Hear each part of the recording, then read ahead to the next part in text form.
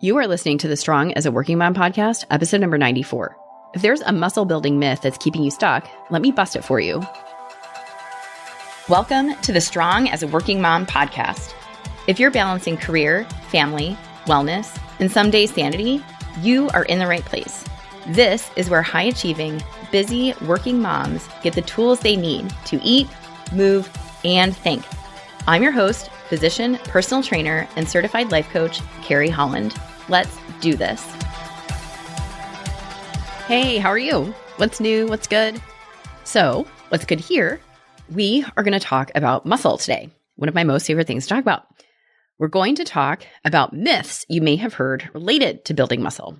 So I'm going to debunk some of the common things you may read about on social media or here at your gym or gather from your circle. And my goal is to help you make getting strong and building muscle simple. So note, not easy, but simple. And part of the challenge in that is that there is a boatload of information available at your fingertips about how to do it. And lack of information is really not the problem. The problem is much of the information out there is not based in science or truth. So a lot of it is bro science. And when I say bro science, what I mean is advice that doesn't have any science to back it up. Bro science is the term for what is generally anecdotal advice with no substance behind it to back it up. So one of the most popular, and I use that in air quotes, pieces of bro science that you may have heard is that fasted cardio is better than fed cardio for burning fat or losing weight.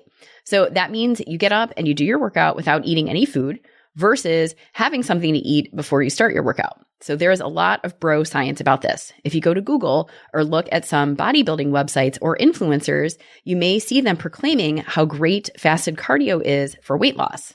But here's the thing. While fasted cardio will result in you burning more fat at the time of your workout, the net result is not weight loss. It just means you're using fat as your primary source of energy during your workout, which does not equate with weight loss. So far, the evidence is not overwhelmingly supportive and shows no statistical benefit in favor of fasted cardio over eating before your cardio for fat loss. But despite this, it's still out there. Fasted cardio comes up often, especially at the gym and in bodybuilding circles. But fasted cardio really does not have the science to back up its use as a more effective tool than fed cardio. And really, again, to make a much larger, more important point, in case you need to hear it from me one more time, exercise is not the driver of your weight loss. So please don't use exercise to lose weight. Your weight loss is really going to come from changing your diet, okay? So the choice of fed versus fasted cardio is really not important because the goal is not to use exercise as a tool for weight loss. That's really not what it's for. And exercise really does not have the contribution to weight loss that so many people believe it does. And that's true whether it's fasted or not, okay? So that is an example of bro science. And what I want to do today is pull apart other myths about building muscle and bust them up for you so you can get on with your strength training and do it in a way that's effective. I don't want you wasting your time in the gym doing things that an influencer is smearing all over Instagram when there's nothing to back up her methods. Okay? I'm taking some of the most common things that I've been asked and we're pulling them apart to give you a dose of truth. So I'll put in one caveat here. What I'm presenting to you today is based on the best science I could find at the time I put together this podcast. But with that being said, here's the other thing to remember about science. Science is the art of proving what we know wrong. Really, I love that so very much. Let me say that again. Science is the art of proving what we know wrong.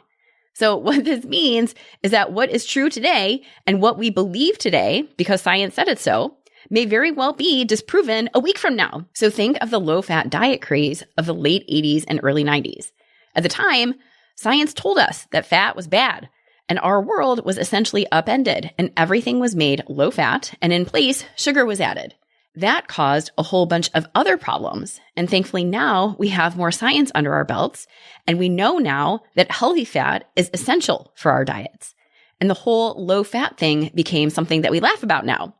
And so we proved what we thought we knew wrong. So I bring this all up because it may be that we need to do a reboot of this podcast episode in a couple years, and I may be correcting myself based on what we know then. But I'm here for it.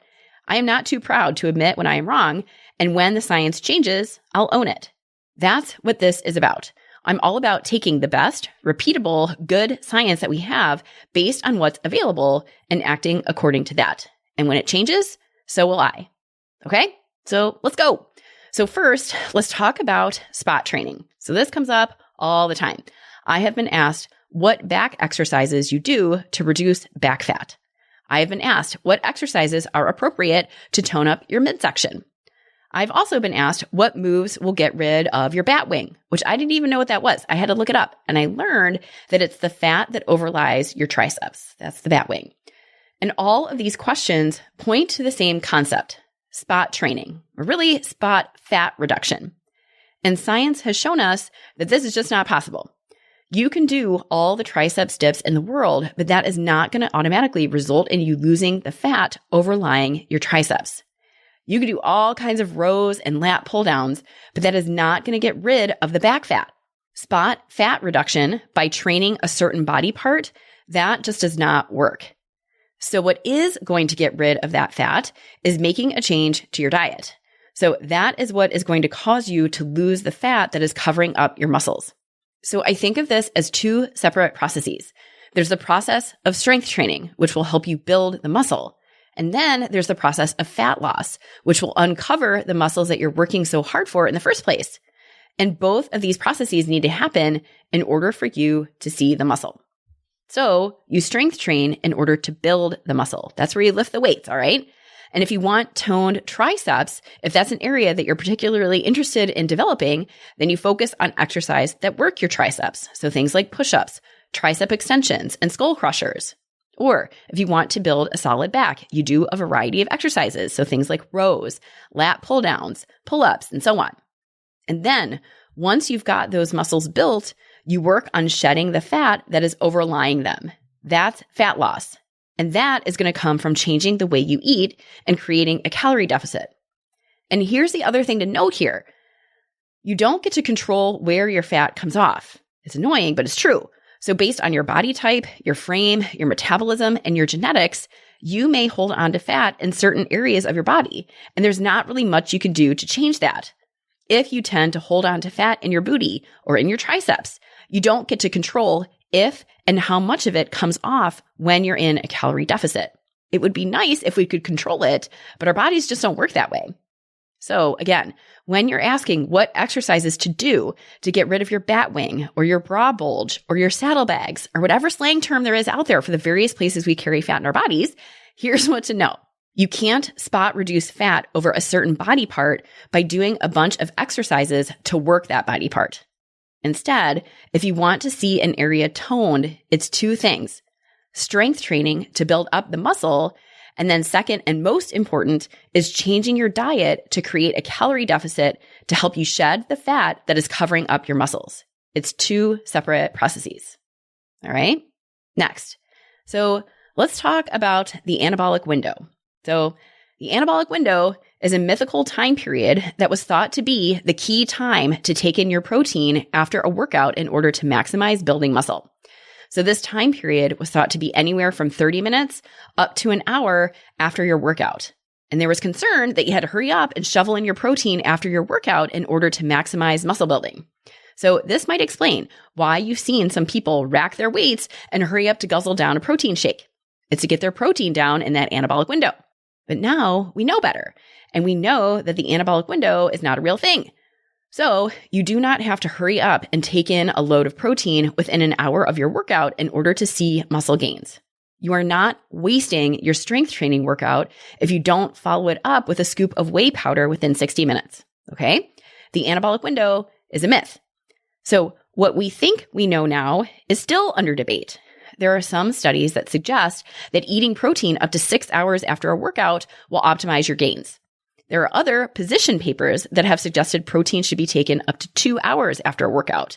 And there are loads and loads of ranges in between.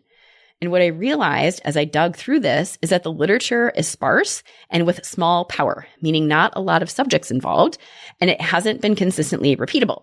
So what this means is that we don't have a clear, defined window, and it's looking more and more like it doesn't exist. So while we don't know the exact optimal timing of your protein intake to build muscle, and while the anabolic window is still not proven, what we do know is this. It's not the timing of your protein intake as much as the total amount of protein you take in that matters. Okay. So it's not the timing, but instead the total amount of protein you're getting in a day that has the most important impact on your muscle building. So I've said this before and I'll say it again. The RDA's recommendation for adult protein intake is 0.36 grams per pound or 0.8 grams per kilogram of body weight. And that is really low. It's enough to prevent deficiency, but we're looking beyond preventing protein deficiency here because we want you to build muscle. So I typically recommend anywhere from 0.7 to 1 gram per pound of body weight to build muscle. And again, there is still wide debate on this with no consensus, but these are numbers that come up frequently in the literature, so I will stick to those recommendations until the science changes. So another common recommendation that comes up frequently is for most adults to aim for a total of 100 grams of protein over the course of your day. But again, there is no hard and fast science to back this up. But that being said, aiming for 100 grams of protein in a day would get you to 20% of your calories from protein if you're following a 2,000 calorie diet. And that is helpful if your goal is to build muscle. So if you don't want to do the math and figure out what 0.7 grams per pound of protein is for you, you can keep it simple and aim for 100 grams of protein over the course of your day, divided up. So that would mean 30 grams of protein at breakfast and lunch and dinner, and then 10 grams of protein in your snacks. But again, I want to make it clear here, this is not cold hard fact. It's an accepted target and it may very well change in the future. But what I will say is that we're seeing more and more science suggesting that in order to build and maintain muscle, you're going to need more than the current RDA standard. All right. So as we're talking about protein, I want to address another question that comes up all the time related to building muscle and protein. And that question is, how much protein can your body use from a single meal in order to build muscle? What is the upper limit? So, like the question about how much protein you need in order to build muscle, there is still wide, heated debate about this. And the answer is, we just don't know. It used to be thought that you could eat a maximum of 20 to 25 grams of protein per meal, and the rest of the protein would not be used to build muscle and essentially go to waste.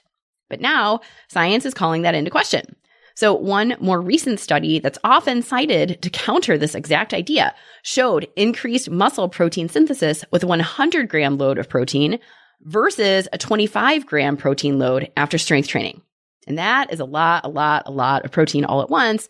But all the same, it showed that the increased protein load resulted in increased muscle build. But remember, this is just one study, and we need a whole lot more data and a lot more studies on this before we can decide anything. And data aside, from a practical level, eating a huge load of protein, like 50 grams or 60 grams, or especially 100 grams all at once, that is probably not going to feel so awesome in your gut, okay? That is a huge load of protein, and that may not sit well with you.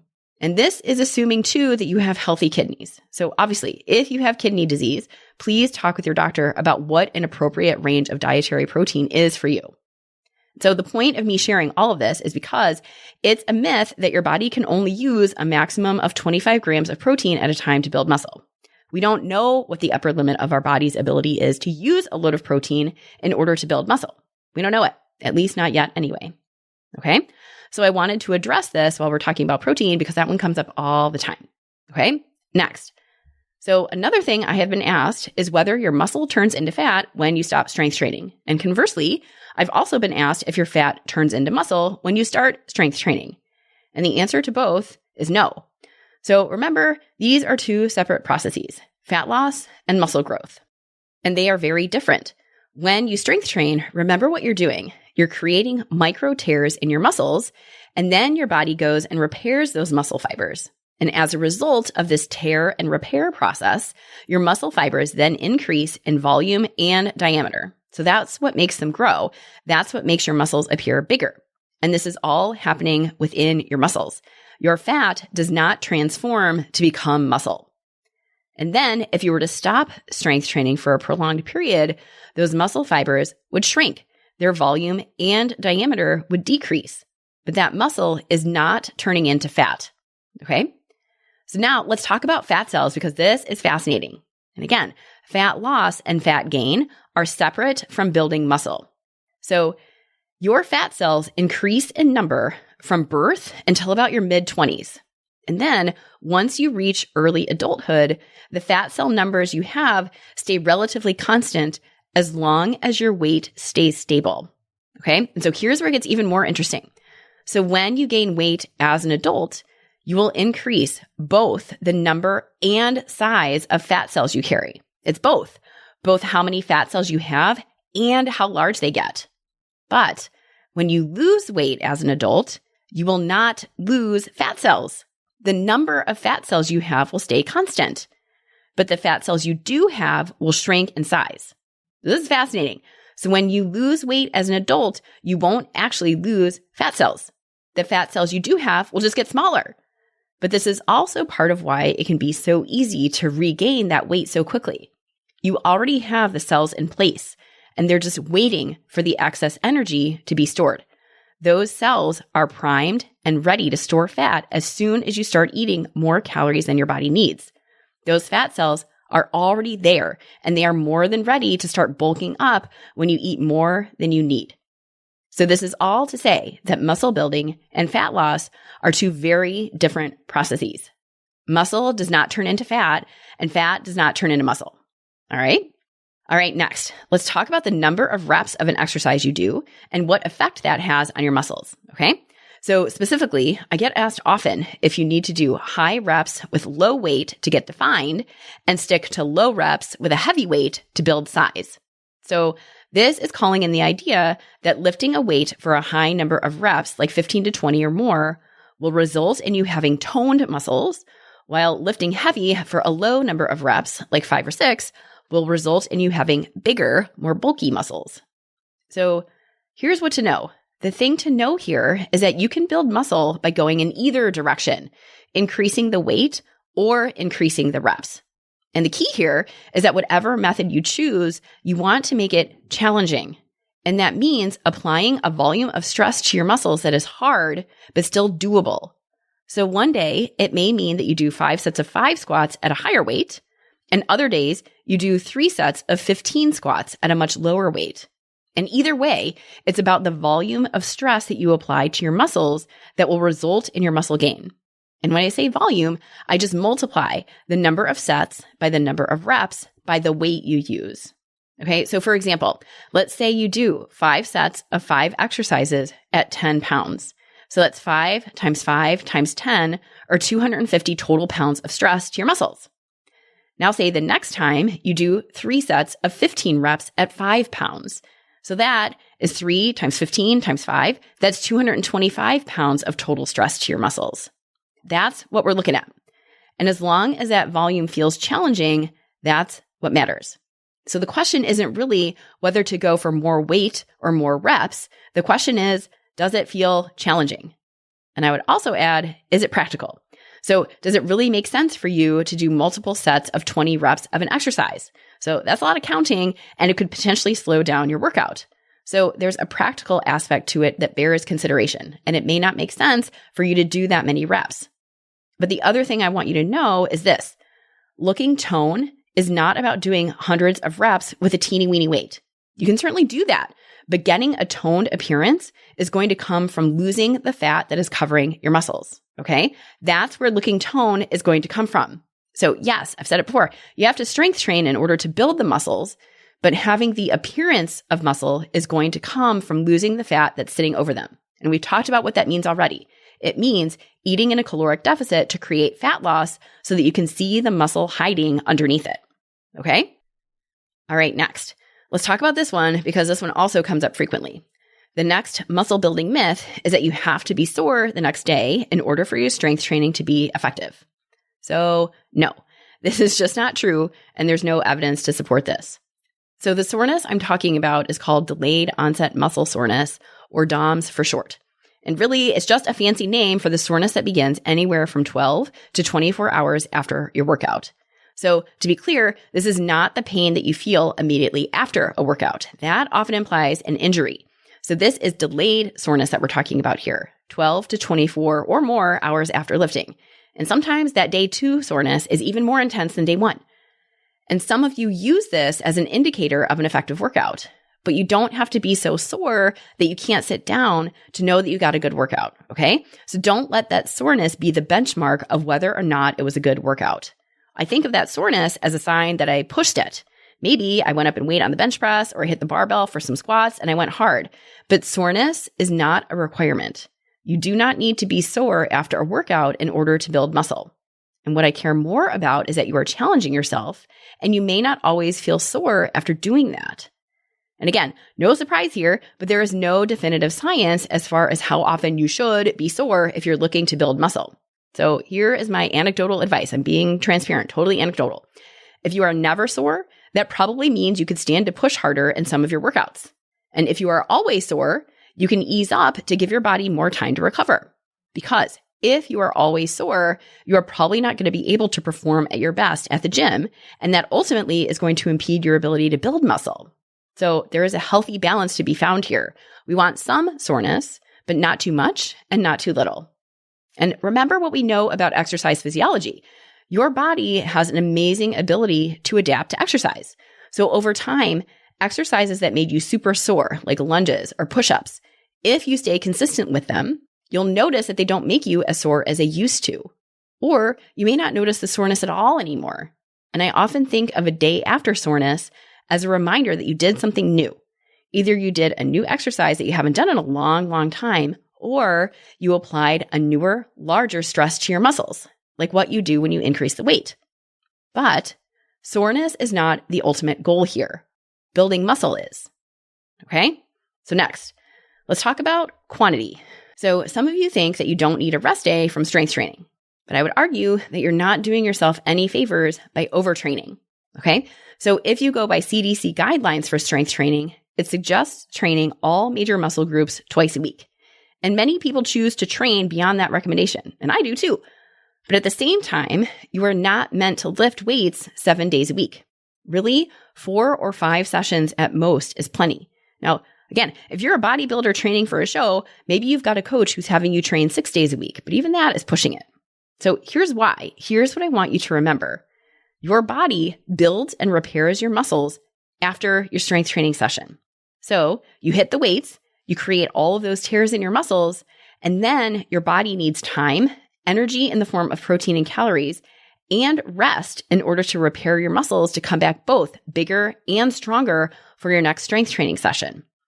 If you don't give your muscles enough recovery time between sessions, you run the risk of suboptimal repair, and you may not see muscle gains as quickly as you would if you just gave your body time to recover. So more is more, but it doesn't mean that more is better. Overtraining muscle groups will not speed up your progress. In fact, it can do the opposite and not only stall your progress, but you also run the risk of setting yourself up for injury. So if we're getting into specifics here, I've said this before and I'll say it again, but there is no one right way to strength train as far as how you break it up. I would love for you to strength train 2, 3, or 4 times a week, but I'll take 1 if that's what you can do because something is better than nothing. And you can break this up however you want. You can do an upper body day, a lower body day, and a full body day. You can do upper body, lower body, alternating. You can do a body part split where one day is chest, shoulders, triceps, another day is back and biceps, and you can choose to do your legs all in one day, or you can break it up and have one day be quad focused and another leg day be glute and hamstring focused. There are endless ways to mix up your strength training, and there is no one right way to do it. Don't get stuck thinking that you have to find the best way to split up your workouts because there isn't one best. There's what's best for you, and that's going to come with trial and error. Okay? And last, let's talk about cardio. This comes up all the time, so I want to bust this up here. You can put on muscle and still do cardio. And what to know here is that the science is totally mixed on this. Some studies suggest that doing both cardio and strength training in the same session results in stalled muscle gains, while other studies show that cardio does not interfere with building muscle. So we just don't know with certainty that cardio will mess with your muscle building. The research does not unilaterally support that. So here's how I would tell you to approach it. In order to maximize where you put your energy, choose whichever one is the priority, whether that's building muscle or your cardio, and do that one first. So for some of you, you've told me that you need to stack your workouts and do both strength training and cardio in the same session. No problem. I do that too. So you may ride your Peloton and strength train in the same day because that's what your schedule allows. And in that case, choose which one is the priority. If your priority is building muscle, start with strength training while you're fresh and then do your cardio second. And the thought behind this is that you'll have more energy and you'll feel better and less fatigued at the beginning of your workout. So prioritize whichever goal matters most to you and start there. And the other thing to take note of here is to remember that overdoing it on cardio can result in slowed muscle gains. So remember what muscle building is. It's an anabolic process. It requires calories. But then think about what happens when you're killing it in your cardio sessions. You're using up those calories. So if you overdo it on your cardio sessions, you may find that you don't build muscle as fast because you're using those calories to support your cardio activity. So there is most definitely a delicate balance. I've said it before. For some of you who are used to stair climbing and running and doing endless HIIT workouts, you may find that you need to dial it back in order to put on muscle.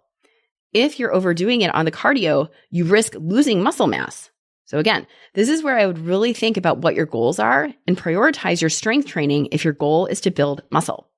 And you may need to decrease the frequency or intensity of your cardio in order to do that. But this is not to say that you have to give it up altogether. You can absolutely still build muscle and do cardio at the same time. Okay? So there it is. I just went over 8 different myths about building muscle.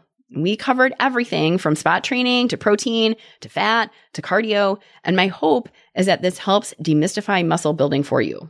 I said it at the outset and I'll say it again here, but my goal is to help you make getting strong and building muscle simple. There is so much information out there and it's really, really easy to get caught up in the stuff you see on social media or read from influencers or even stuff you hear from your friends or trainers at the gym. So if I can help you sift through some of that and pare it down to make building muscle more accessible, then I'm doing what I came here to do. If you want to build muscle, keep it simple. Aim for at least 2 strength training sessions per week, hitting all the major muscle groups at least once.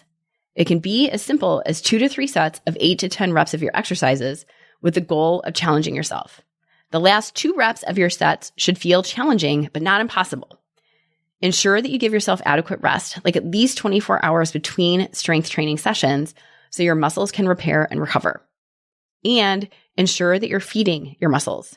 Aim for 0.7 grams per pound of protein, or if you want to keep it even simpler, aim for 100 grams of protein total in a day. Or if that's too much to start, aim for 70 to 80 grams of protein a day and slowly increase from there. And then, most importantly, remember that this takes time. Strength training is about putting your muscles through repetitive motion with increased loads over time in order to build muscle. And that process, like I said, it takes time, like months, or really more like years of consistent, dedicated, focused strength training. And this is where the phrase, fall in love with the grind, really applies. But really, it will only feel like a grind if you see it that way. When you see building and maintaining muscle as a lifelong process, as something that you do now for the sole purpose of being able to do it later, then strength training will take on a whole new meaning for you. It's building muscle so you can have muscle, so you can use that muscle to do things like lift boxes and carry heavy stuff and get up and down the stairs, both now and later, like much later in your life. I told you, I want you to be kicking it when you're 85. And strength training will most definitely help you do that. And it does not happen overnight. But I would argue that it is absolutely 100% worth the investment of your time and energy to build muscle. Because while muscle looks nice, it feels even better. And hopefully we've cut through some of the myths to make that easier for you. All right? And if you want help with this, let's go. When you coach with me, we create a plan for how you will eat and move in order to build muscle, and we'll cut through all the myths and get to the science to optimize your strength. So check out my website, go to www.carriehellenmd.com/contact, send me a message, and let's get started. All right? Thank you again for hanging out with me. I'll catch you again next week. If you like what you've been hearing, please review the show. I would love to get your feedback and ideas. Your suggestions have inspired episodes and will help me make the show better for you. And share this podcast with a friend. Text a show link, share a screenshot, or post a link to the show on your social media. And be sure to tag me at Carrie Helen MD on either Instagram or Facebook so I can follow along and engage with you. This is how we get the word out to other working moms who want to feel strong inside and out. If you know someone who wants to feel better or eat and move differently, but she is too tired or too busy, it is time to change things up. And you know, making that change starts with how you think. And that is what we do here on the Strong as a Working Mom podcast. I'll see you next week. Thanks for listening to Strong as a Working Mom. If you want more information on how to eat, move, and think so you can live in the body you want with the mind to match, visit me at carriehollandmd.com.